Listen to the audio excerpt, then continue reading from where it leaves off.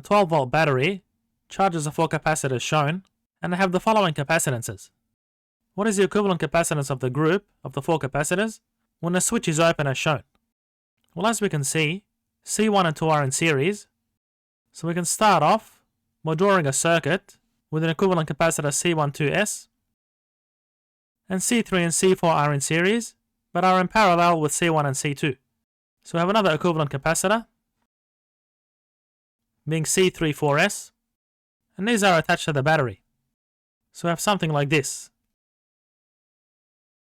And these two capacitors are in parallel, so finally we can combine them into an equivalent capacitor, and our circuit looks like this, where our battery is 12 volts.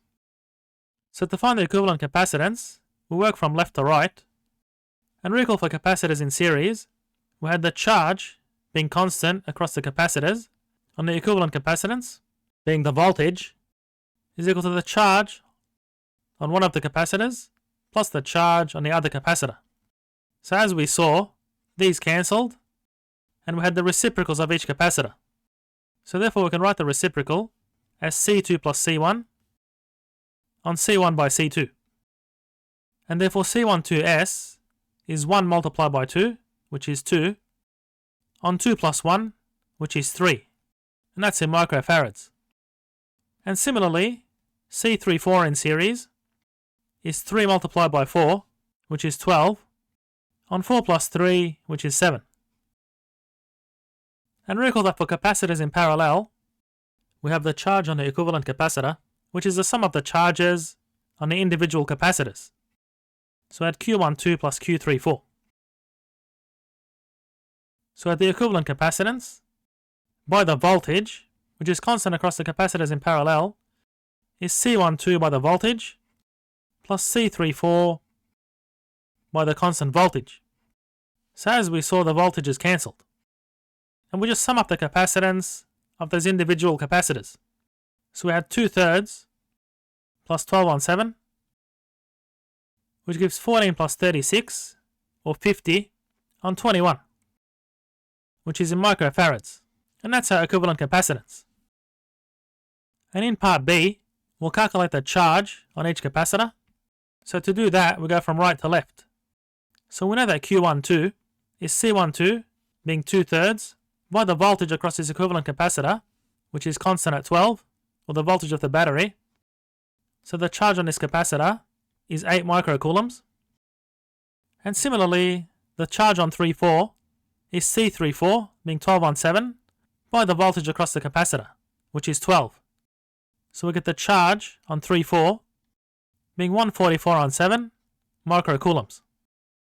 And as we saw for capacitors in series, the charge on the equivalent capacitor is equal to the charge on each individual capacitor. And similarly, we had Q34 is the charge on 3 and also the charge on 4. So that would be 144 on 7 microcoulombs on each of those capacitors. So that's by the conservation of charge. And you can also see the conservation of charge applies to the equivalent capacitors also. So summing Q12 and Q34 gives Q, which is the equivalent capacitance, by the voltage. So I'll let you check that as an exercise. And now let's go to part C. What is the charge on the 4 capacitors if this switch is closed?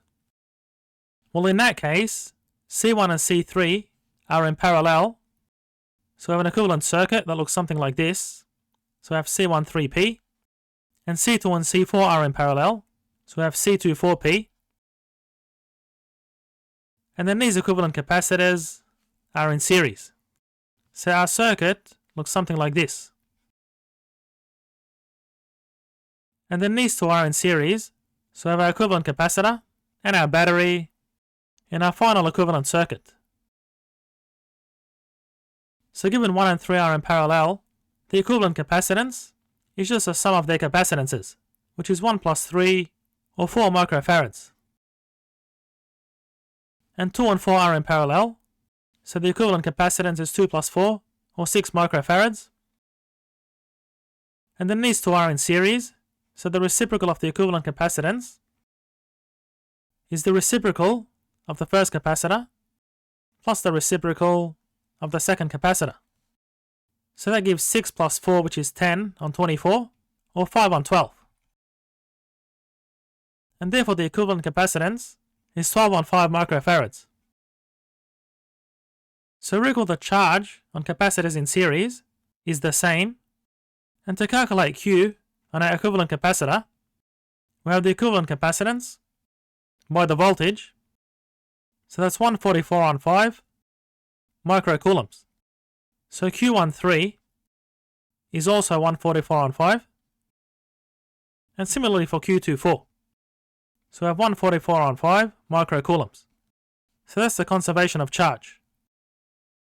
Now the voltage across the first capacitor is equal to the charge on the equivalent capacitance. So that gives 36 on 5, or 7.2 volts. And the voltage across the second equivalent capacitor is Q24 on the equivalent capacitance. So that's 24 on 5, or 4.8 volts. So as you can see, the sum of the voltages across both capacitors in series will give you 12 volts. And the voltage across these two capacitors, which are in parallel, is equal to V13. So the charge on the first capacitor is the capacitance, being 1 microfarad, by the voltage, which gives 7.2 microcoulombs. And the charge on capacitor 3 is the capacitance in microfarads by V13, or the voltage across the capacitor, which is 21.6 microcoulombs. And the voltage across 2 is V24, so the charge on this capacitor is the capacitance by 4.8, being 9.6 microcoulombs.